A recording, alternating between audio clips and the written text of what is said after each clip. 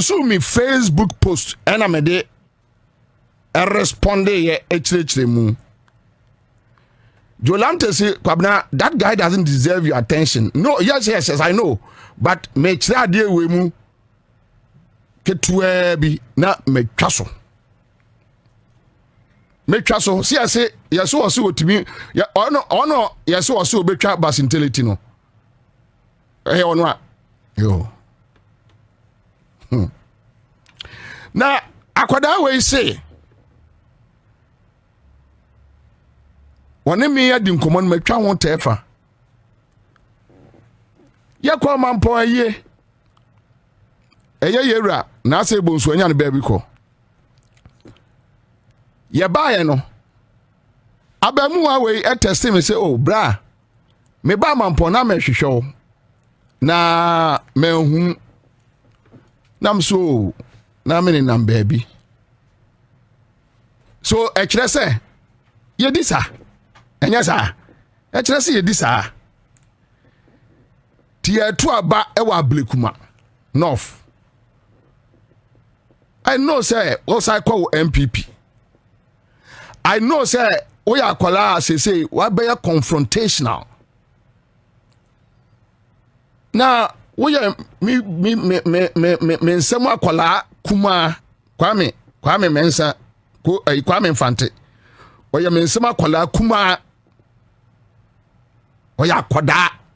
enkoda afa me nsem nyina won na bia obey last born enti mi busa na say o he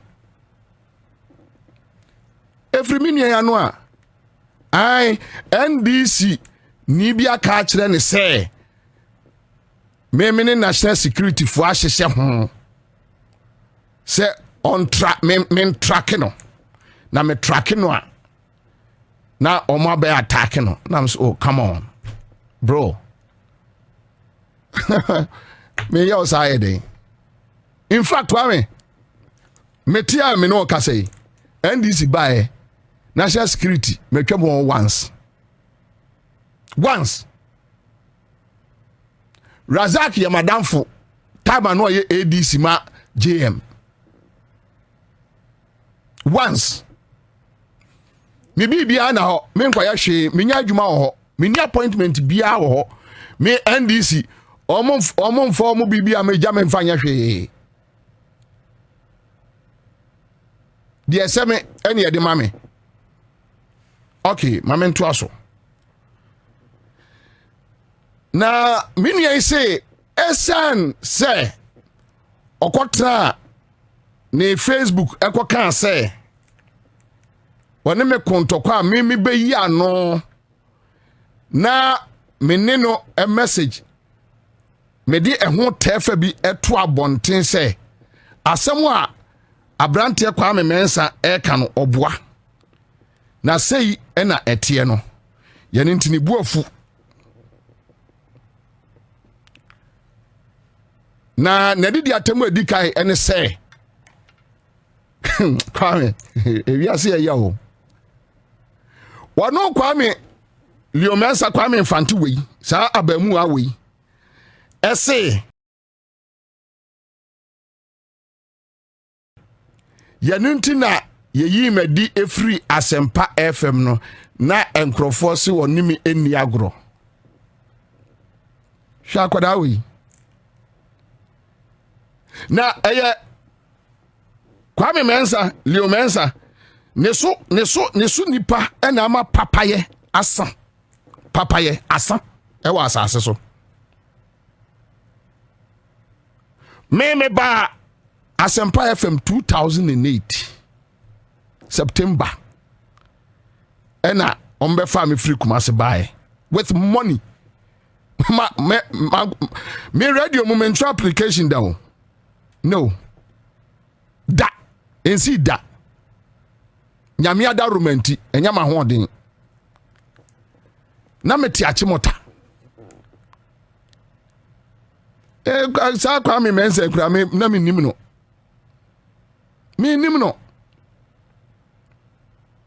ye medi 2012 February eni ye medi ayi die ni say your friend is a Miamia Hopeson Adorye. Say, Machutuo. Ewo almost so. After the later say, and you know, but you know the politics. Say, Ajumara. Say, Obaji Najuma. Ajumara so Obaji Najuma. What is the big deal? Minimitrimu Samanye. Ajumara say, onem crofo akwasi chum so onem crofo aka bom na wo mun nyina hu se metwi 20 me mfa da dwuma nto no ho a me sabe kwa me nkoku me ho me nkwa me ho akomfo me free aya Asempa FM ena yekosi Ago FM onsa Ago FM ye de elections 2012 so kaya Ago FM ye de elections. Na Kwame Afri Kwame Mensa Kwame Mfante ontie me ye sa abrante we abamu wa we American asem no me Bobie ansa time wa ye bie Ago na abamu wa we enenam ya chimota banchire ya ne nase propra banchire ohumia bra satan kra me yam se me hunu once akwala we si na ono no yonko ne me o boss Sammy okunumu no a o mo na hwe wo no sometime no me ya me nkola no mo ya nkoda ni aka se ya ni obi di agro a obi ti se listo wa na meka se meni ni di agro on kwa me aka se obi ni obi di agro a obi a onim ni fie onim fie mutimi tuka kwai bom mutimi kwa baabi bom kwa me mensa me ni wontra ka mu kura ntu kwai da never me nim baabi ote onim baabi amete ebi ayemi enu obi di nani akire mete tantra we se mete tema me ngura ni fie da ongura me fie da o ma yahwe wo me bola no so bola no amemete so no osikani kwa me mensa ko mfante o ma yahwe wo hiani e bola so no waka entina me nu bedi agro no agro be na wo kwa me firifa me nu bedi agro be wo mfa so de sai e ma me o ni mfa so obi ama me ti agro be na wo abamu wa sukonoma wei e sukonoma ete se wo agro be na me nu bedi wo wi ase na akwada wei enye ntete yepa enu oni o Kwame Mensa Kwame Mfante enye ntete yepa nu oni eye nsuban ye wo no obi a wo ye ingrate oninka ye oye bonia ye aboa kokko odidi wi na odinano na odi atwitwiri fom na wasikwa aso na otwa adapa akọ time mimi bie time mimi bie Ago FM no kotie me ni interview no enye na enka ho asem da one na ma Brown interview no ya sa time obo me din say odi me din na enanti edidi no enye na what is my ka ho asem da because me feel say nko ya akola wasi so obobra nyame adom me na se menya din edin kakra na se wono so betimi edi apagya enka me hu bone ye in fact that time me won crofo mo frɛ me say me ma police for nchino that time or yes I interview no that time on Nana Mac Brown am for frɛ me say kwabna akola we wonye ni papa enso so no so na me so chale what is it if you say dey kwai yamfa nko ba bia yamfa wiase we nko ba bia nti so bi betimi di udin adidi a eye so I allowed sad time no and no say oni me na di agro no time no no so hye dem a oye audio a no di ato abonten yebusa na no akasa mani Bobie ansa na ye adwuma no e na ote ho keka akwabo be se emfrani ma asem say oni me ene ne di agro na otipa ni me yiso obo me din na ade awura ba bi wo Kwame Mensa Kwame Mfante na wo yonko ne me wo na yonko ne me wo yonko ene me enkwai na adwo ena anusini anusini anubua wasa enkwai ni bi no ka hwe enkwai ena adwo so ya Asantini a obeti Asante kasa America yi enkwai ena adwo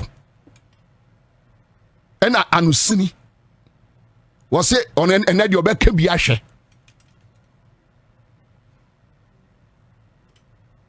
enya wafe eneme na Kwame me ka kire ho katrama mpro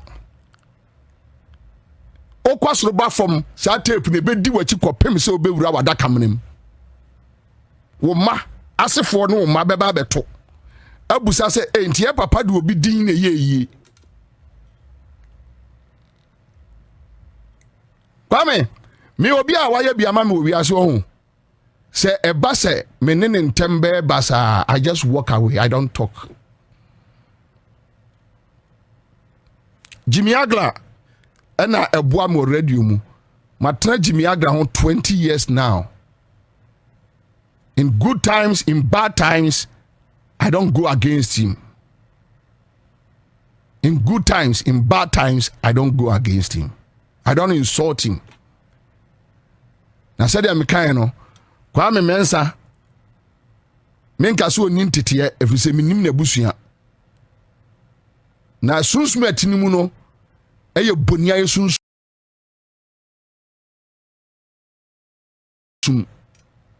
odidi wie na okwa onhwe nachi time ono kasa no time o kasa na enkrofo so oni mini agro mini odi agro akwai mini oni agro Uye minu ya ketwa na Kwame unni mi sede umisitie obia ni wa menam kroma oba menchen ya mamuna ne da minim ye minim hantan ne dwane sa ne mane no minim ye it's not my style yam fan teteme enye misu time menam kroma obia obeba menchen bia no yeah let's go ye na ma wo Kwame Mensa Kwame Mfante unya kwai eba menchen na ba oba menchen no kra no eye chen be ya o fra mi abra o we mesimi wojowulu mimi ni agro nko ba bia no waba hobi eye public space oba enkoma ho no ni adi agro ho ni adi esiwo me ne Kwame afri fa Kwame Mfante ye mpie kra se yekodidi abomuda wo wi ase say otchere say make me a friend list to well and ask me friend any other friends or we are or you know close friends like Charlie yes here aduani bi Anas da never na Kwame Mfante emeka sem yenti a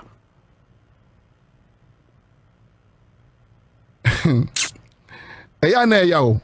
eya sa abamu wa we menini gina your friend say Jowulu ena osre me ka na abamu wa we say NDC mu my useless ewo NDC mu abamu wa we o sa akoda we Kwame wunim enkamen responding no but me pese me ka se man krofoti sa akoda we anyo ne MPP for na eye campaign true or false 2016 yo no na eye campaign omu wini wiye mumusa no ekwaye a efa so ma obedi agro wo NDC mu ekom anibre ena odi ba NDC ekom anibre MPP fanfana anya ta na omo de omo ase omo de no ase omo se ase ti anibre na Kwame mi NDC efiri se mi bra NDC mu mi mpie da wo because me nwura NDC mu say obi a mebo apakai enfamintum me nwura NDC mu based on principles, ideologies and my beliefs. Me nwura NDC mu say yame running mate and I say me flag bearer. Me nwura NDC mu say NDC for and no jollof enfamra me si me what there be ama me ntitini. Look, me Bobie answer. Me na men kamasem. I have gone through worse moments in my life. Ewo media jumem for NDC than any media practitioner. From 2008. Omo na omo ye dede no. 2008. Apart from Radio Gold. Na Bobie answer men kwa na me Lone Ranger. Bobie answer men kwa na me Lone Ranger. Have gone through hell. But you don't cry me from blackmail NDC for say why nyem say ya say why nyem say ya obi ansuma me NDC ni bi ansre me. I did that out of my own will, voluntarily. And you got the river, me mean jumpy. I don't do that. And 8 years of MPP awo abemu awe ebua wo mama wo ba eye power no. Me MPP ni bia nu am run office da. Na ensi da. So me akwakwada we kwa kire pani bi say Bobie omo ba power no Bobie me man office. Na me say Sammy oku me Bobie ansa akwala wo minim wa wo baby a me fa ofiri ene ma discussion sem no afaka wo me nantemra wo office. Na uko di UN Secretary General kra na ma office e dey na wo wiase enya na lumba waja we dey wo akwada aketo atese ya wo ba me hu wo mani tua wo na Kwame tie sa Kwame mensa afrifa we eya enye ni din no Kwame Mfante say NDC maybe useless. Wokodi MPP echi 2016 mu wini ye Kwame Captain Smart Efri Adom FM that by 27th May 2020 na Kwame Efri Fawe Kwame Mensa Kwame Mfante na ogina me konso say opese oye Adom FM morning show so oya we enti memwa no na me ne eye Ken Ansa eya oye chief executive officer for eye multimedia en kasama no akola we bibie na no adidi me matem abamu wa we bibie na no adidi me matem na me kan say enye ntete ko me nim ni fie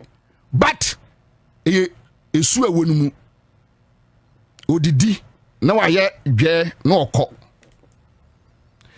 ni tapes ya ode Sunday me send demoni na memfa ma Kenansa ati multimedia eya me dance ni Kenansa mi ni apani Kenansa multimedia a chief executive officer oya me ne Kwame Mensa entem dance for the correspondence between me and Ken any tapes Kwame every Friday send me anam dia forward dia ma say ontie no on family aketo an hye wo mame omon financial Adom FM mame as to why they decided say omon financial no minim but the Tróuble be na ma follow up sa na ma bre because there be a simi kon so bra eno omon kasa ena akoda we e be trene ne nsa e wo meme so e didi matem akoda we akoda minim wase oko Happy FM me enra minya daji yi tapes ni bebre oh eya na Bobie tumi fusei eya no otumi fusei eya no Sammy tuwa futuboni enga ka se obeba abontia be boma ba so se me na sabe tafrache ena me kan se enkwai na adwo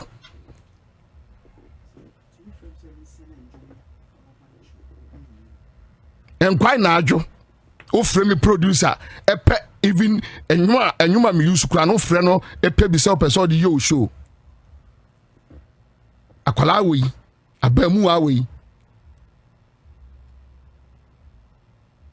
eya say why ye eche Kwame despite any Ibrahim nom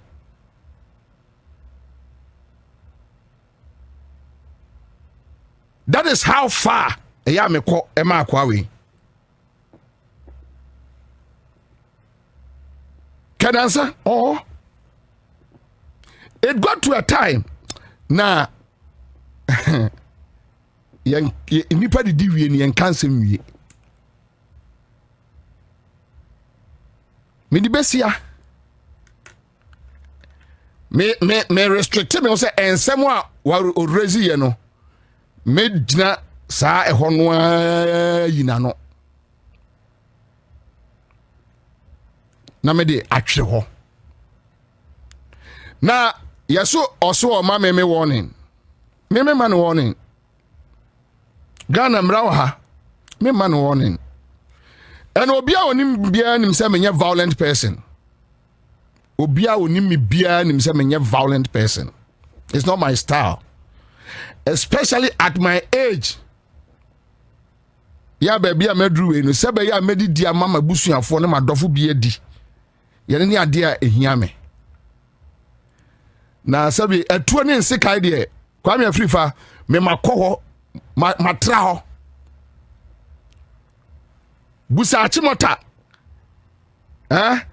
kona akwala no a me de na eba nkran no ya wo ye wo boss no busa no enema ma ya me ho achimota ko sadek no mo ko jalink ko run about no so ko di temple na busa mensa ya di temple na hwe so no enema me ma ya me ho wi ase enya wo ena abema me go back to that lifestyle. I won't do it. But me too for wo ma me warning but me too for say akoda wo bobra say what sorry gina wudi asododo Tróuble na unru babia onko babia Mesia tufu bi awo mo a okasa no mo gina kire ye wiem no Kwame Afrifa Kwame Mfante meka experience bi a kire wo yeah upo bi anu opema sempa wo wiase a na ye Dominic Kisi asempa FM Dominic Kisi min ya chese satan wo kasa Dominic Kisi enya min ya kura na ne buafu ada Dominic Kisi free match mehu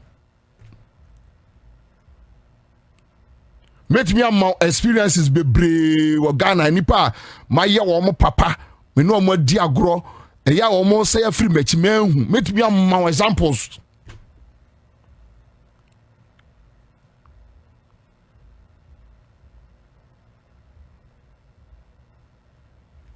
Kwame enyo mo mu du akini nyina na do na hweyie akwada na ade hwi wo wiase media minisika na makofa matwefo am mo 200 Ghana 500 Ghana minisika na mo matwefo no wunim de obi eyo obi adamfo you never know into mo mu di wachi no wunim de obi nim obi you never know akwada ena ode me ka kire akwada me say akwada ena ode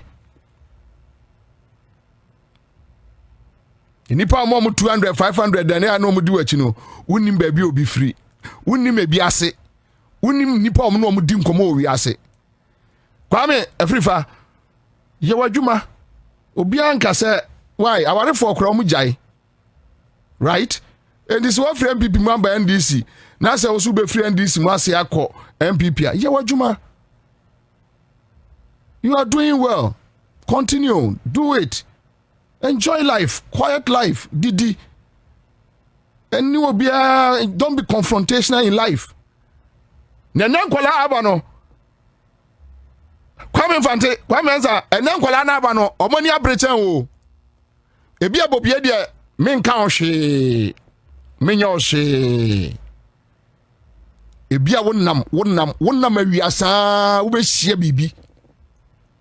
na da no ho bedwiru ye wadwuma obi anka se ni di John Mahama atem didi natem because you don't care se me Bobie ansa se me di Akufo Addo once di kurada enka me mama no ntua ne da ba me ni mitrim se Akufo Addo ne Bawumia o munye ni papa no me mfa me san koto na adiem me Bobie me nye na NDC my useless anya kom ana be pam me free NDC mu kwame anya kom NDC ni obi ame pam achew me Bobie ansa na me da sori na me se me NDC ni me gina mu sa be pem ne ti se sabita frache metia na kwame mensa me no tie ya me no tie ye nua Agyenapo energy minister makosre na adwuma mienu wa amame yani nti sabita frache me magyina bonti na me di natam se Agyenapo ya ade kura na esan sewe makosre na de ntino na me dabi eyo na de no na NDC ne da ho no ebia na mesumi wa adofo omu a mi wura ba bia eja ombedum me kakra na kwa me free fast me pem ho Ghana ha obi onim bia ni se menye greed na me nkyere me ho se me pem ho pocho a you have no clue baby a me medi agora wura you have no clue but when you wiase Japade nyina na ohwere wo kra faso obey ne wo so busa o boss ko na no baby a me di ni wura ye e wa abrabom